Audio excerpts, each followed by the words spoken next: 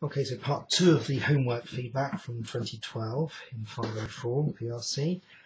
Question 2 is worth 10 points as well. So all of question 2 is worth the same number of points as all of question 1. A lot of you had 1A would be similar in length to all of question 2. Obviously, that's not the best use of your time. Question 2 should, all things being equal, be 5 times as long as 1A or 1B, the same length as all of question 1. So question 2 gives you the etymology for they from the OED, which is a respectable source for etymology and this kind of thing. The question is, what is special about this pronoun in English from what's given to you? So a lot of people talked about whether it can be used as a singular or plural pronoun. That's not what this text discusses. So we wouldn't expect you to go into that kind of detail in the exam.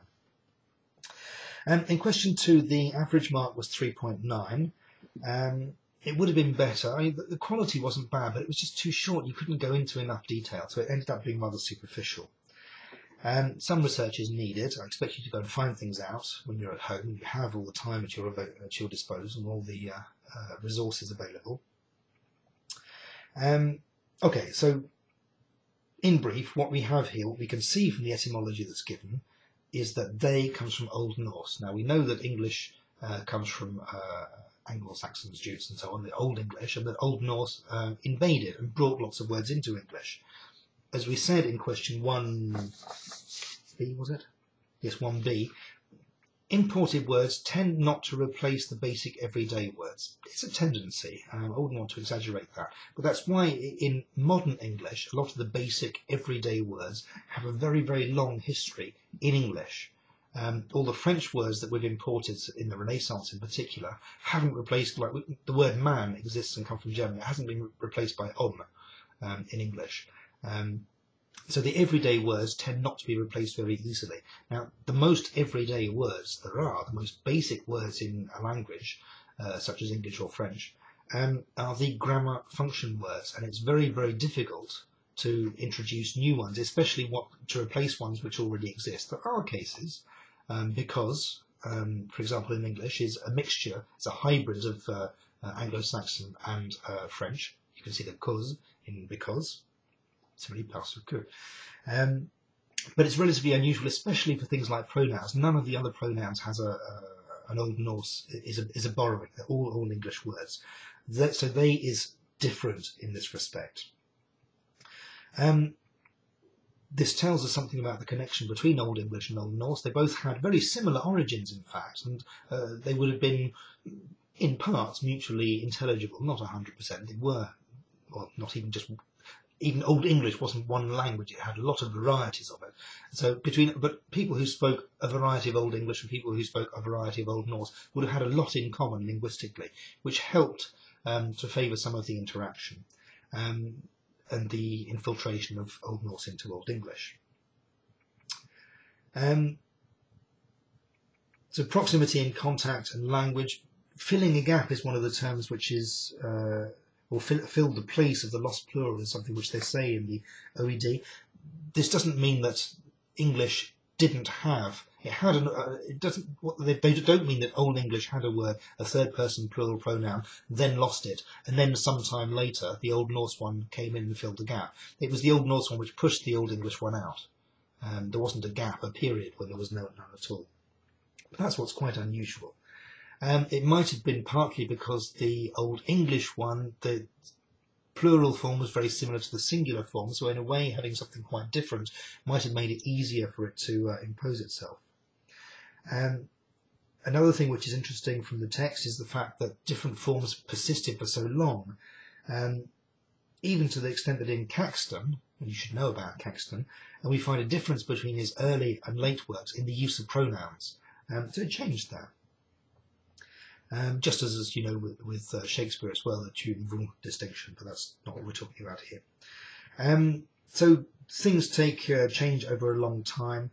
Centuries even after the original Scandinavian invasions, there were still people using Old English and people already using the Old Norse before eventually we ended up with the form we have today.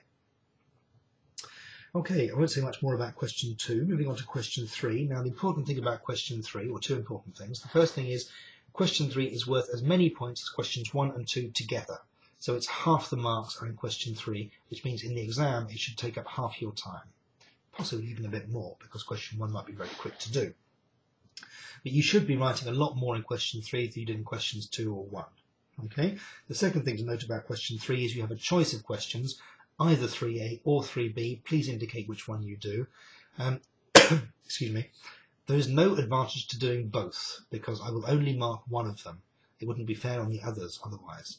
So if you attempt question 3A and 3B in the exam, I will only answer 3A, only mark 3A. Or if you do 3B first, I will mark 3B, and then 3A if you do that second. Again, because this question was designed for a real exam, that's why I wanted to give it to you. There's no limit. Some people wrote a few lines, some people wrote several pages. In the exam, I would expect perhaps between a page and 2 pages, perhaps 2.5 pages maximum. But a page or 2 is the kind of length we're looking at in the exam. Here, of course, you're expected to do a bit of research and find out more than you would in the exam and spend longer on it. The marks for question 3 were 10.9 out of 20. So proportionally, it wasn't as much as question 1. Normally, it's the worst done of the 3 questions. This was rather exceptional because people were so quick and just wrote a couple of lines for question 2 when more was required. But normally, it's question 3, which asks you to apply and not just repeat bits of the course verbatim, but to actually apply it to something, to reason, to think for yourself. Which people didn't necessarily do, and that's when the marks go down, or when they have difficulty doing it. Between 3A and 3B, about the same number of people answered each one. So 3A first, how did English become the language of England? The problem a lot of people had here was simply giving us a history, a condensed history of the English language. I want specifically to know how English became the language of England. So if you're talking about old Celtic languages which were probably spoken in the British Isles before even the Romans came, there is no connection to English. So why would you talk about it? It's not relevant. You're talking about English around the world today. That's not relevant to how and why English is spoken in the British Isles. So focus on when English arrived in England, what it replaced, how it replaced it and why, how it survived other things, but keep the focus on English. You don't talk about the invaders, talk about English and how it resisted, how it imposed itself, and how and why it resisted other ones later on. The important point is that before English arrived in England, there was no English in England. You cannot say the Angles influenced English, because nobody spoke English in England before the Angles arrived. I hope that is clear. Please be clear on this. Don't talk about English before the 5th century. There was no English in England before the 5th century. Nobody spoke it. It's like nobody spoke French 2,000 years ago in France. Nobody. It didn't exist. There was no such thing. Okay? I insist on this because it is one of the things which comes up again and again and really shows a fundamental misunderstanding about language and the history of the English language in particular. Okay, so why did English specifically survive and replace Latin, whereas, for example, in France, Latin remained and developed slowly into modern-day French? The Latin that was spoken in the British Isles was ousted by the invaders. Latin didn't survive. It did survive in France, even though France was invaded quite a lot of times by other people, including the Franks, who did not speak a Romance language. They spoke a Germanic language, and the word Frank is a Germanic word. Why didn't Frankish replace what we call today French? We would have called them Latin. But the Anglo-Saxons did replace Latin in Britain. Why, on the other hand, when the French, or the Normans rather, invaded England with their Norman French, did we assimilate a lot of French words, but English still remains basically a Germanic language? This is not to say that the Germanic origins are good or bad. If Anglo-Norman had won, if you like, then I would be very proud today to be an Anglo-Norman speaker. So you're only proud of what happens to be by historical accident, but is it just an accident? And that's what's interesting in this question. Okay. That's all I think I want to say on question 3A. Moving on to 3B, otherwise I want to avoid going on to a third video if I can. 3B about Waterstones with or without an apostrophe. The basic question here is about prescriptivism and descriptivism. Of course, you must get apostrophes right when you write English, and I will mark you wrong if you don't, because we're expecting you to approximate to a norm. If you're writing an SMS to a friend or something or other else, that's your choice. Written conventions are relatively generalizable. All things being equal, it's better to stick to them, but you can adapt them to your own ends. Lots of things like iPod, for example, with a small I and a capital P, goes against conventions, can be very effective. There are conventions about using apostrophes for normal speech, but they can be changed, for example, in names of churches or parishes or street names, all kinds of things like that. Okay, and you can play with them as well, as Waterstones have done. This is the kind of article which makes me very irate until I try to remember not to be, that this is just an ignorant journalist who doesn't actually, maybe a very good language user, but isn't a good linguist. Now, they're not at all the same thing. It's like you can be very knowledgeable about music or a very good musician. They're not the same thing. Which is better? Well, if I know a lot about language, I'm not going to say to somebody, to a novelist or a journalist, I'm not going to criticise their language, but because they're better at it than me. On the other hand, what's annoying is when these people think that because they're good users of language, which this person probably is, although it doesn't show here, that they then actually are experts on the functioning, the linguistic aspects of it. Like we have in the course, people who are very good athletes would not necessarily make a very good coach, or very good footballers might not become good football coaches. Okay, it's not the same thing. The same skills are not required. The knowledge is not the same. Okay, so this journalist is basically a real know-it-all and hasn't even bothered to check some of the facts. It's full of rhetoric. For example, the slippery slope thing. In short, today the apostrophe, tomorrow the English language as we know it. Rubbish. Absolute nonsense. We are already a nation whose young people verge on the functionally illiterate. There's no evidence for this. It's rubbish. It's not true. Make no mistake, these are dark times for the English language. The barbarians are at the gates. What's different today from the past? Nothing. It's rubbish. It's not true. It's popular perception, but what's popular isn't right. People might think the world is flat, doesn't make it flat. People might think the language is going to the dogs. They are wrong. End of story. There is no discussion. It's an opinion which is not based on fact. You might believe that God exists, or Yahweh exists, or Allah exists, or Buddha exists. You can believe that, but you can't say it's a fact. When people present beliefs as facts, that's when I get angry. After years of loyal service and faithful loving obedience, the gentle apostrophe has been flagrantly discarded by Waterstones like a spurned lover. Silly personification. Absolutely stupid.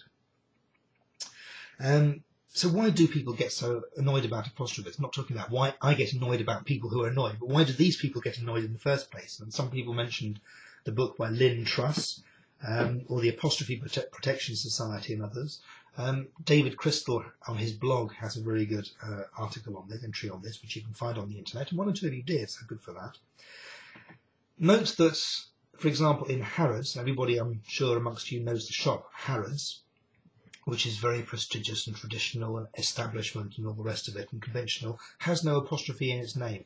That doesn't annoy anybody. What annoys people here is that, or this particular journalist, is the change from Waterstones with an S to Waterstones without.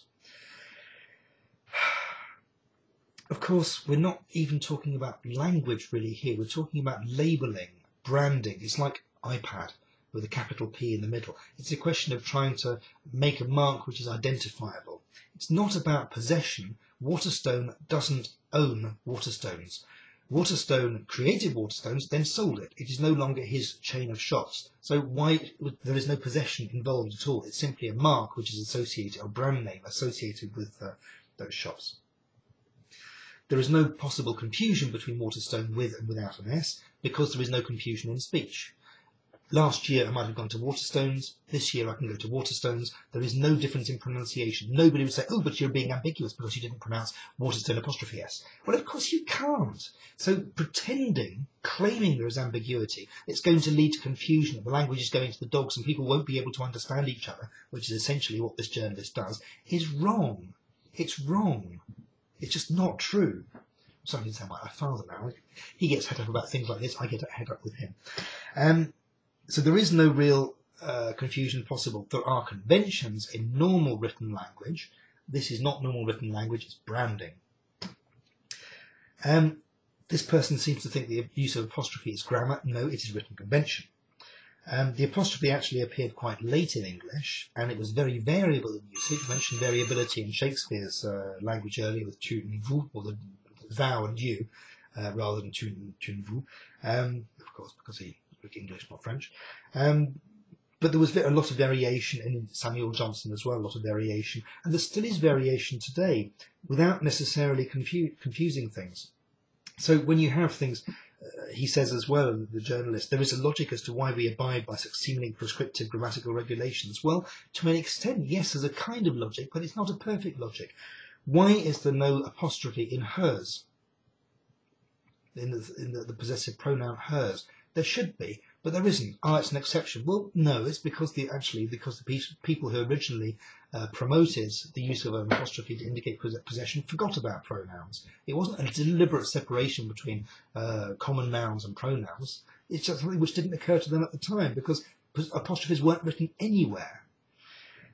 What about OAPs? Would you have OAP for old age pensioners? Not a very politically correct term these days, but just as an example of when you have an acronym which is spelled with capital letters OAP, S or apostrophe S, you find both. A lot of people are uncertain. Well, the 1960s, would you use apostrophe or not? The 1960s. Some people do, some people don't. What about pros and cons? If S as a plural marker doesn't have an apostrophe, then pros and cons shouldn't have apostrophe. But then it sounds like, when you read it, it looks like pros and cons.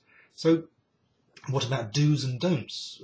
Very often you see do apostrophe S, but it's just a plural of one do, two do. Do's and don'ts D-O-N apostrophe T apostrophe S. Weird. So there is a lot of variation. So saying there is a logic as to why we use it, it's not actually a very convincing logic in many cases, and it has a lot of variation in it. Only for this person when it suits them. They're not prepared to accept anything else. It's what other people do. If it's not what he does, then it is a man, isn't it? Lindsay, yes. Lindsay is normally a woman's name, but in fact it is a man in this case. Basically this person is saying, what I think about the use of the apostrophe is what everybody should do. End of story. He says languages function successfully because they have rules. Well, the rules describe the functioning. The rules don't generate the language, unless you're a Chomskyan follower. Languages constantly evolve, but grammar, as a set of rules for how the language works, is there because it serves a purpose. But if language constantly evolves, that means that its grammar constantly evolves. Even if you think that the apostrophe is an item of grammar, which I would say it's not, it's just written convention. So if you could admit that language evolves, then you have to admit that grammar evolves too. It doesn't necessarily, no particular rule necessarily make things clearer or more difficult. On average, we can understand each other just as well today as we could 50 years ago or 100 years ago or 1,000 years ago. If I'm not mistaken, which he is, language was given, no it wasn't, it evolved, to man, well I would say, and woman, that use of man annoys me, to enable him, but it wasn't for a purpose, to articulate, not obfuscate his thoughts. Well, language serves for both. I can use language very, very well to obfuscate my thoughts, and sometimes I need to. Maybe there are times in giving this feedback where on the spur of the moment I'm not quite sure about what the answer is or something I didn't check, and so I find a way to make that fuzzy. We use language like that. Language is also to obfuscate thoughts in communication. That's part of what its purpose is. That's part of how, well, the only purpose language has is the purposes we give it. There's no divine reason for having language. It wasn't given to man, as he says, for a purpose. That's simply not true. It evolved because it fulfilled some needs, that's all. A lack of good grammar, define good, well, he means what he thinks is good grammar. How do you actually define it in any kind of objective way? That's much more difficult. Leads to obfuscation, not necessarily. Using an apostrophe or not has no effect on spoken language. Doesn't lead to unclear thinking at all. Pure and simple, so not pure and not simple, actually wrong. Obfuscation of meaning, one can cogently argue, is contrary to the fundamental raison d'etre of language. Well, if you can cogently argue it, please do, but you don't, so you are incapable of it, therefore don't talk about it. It's just so annoying from start to finish, and it ends up making me annoyed as well, for which I apologise. Anyway, before I get too carried away on this, I'll stop there. The point being, this is the kind of question which asks you to think about prescriptivism, descriptivism. You don't have to agree with me, but you have to be able to make your point clearly and cogently, which this person doesn't. You need to have facts which are right. It's not enough just to say, I think language should be used like this, or some good people who I won't specify use it this way, or some grammar book recommends this way, and anybody who doesn't do that is therefore wrong. That's not a coherent argument. It just doesn't hold water, I'm afraid, from a linguistic standpoint. Okay, so we'll stop there because otherwise the video will be too heavy to put online. So congratulations to those of you who did the work and got a reasonable mark. Remember, what counts is the exam. The exam is in quite different conditions, so do practice for that. Good luck in January and or June.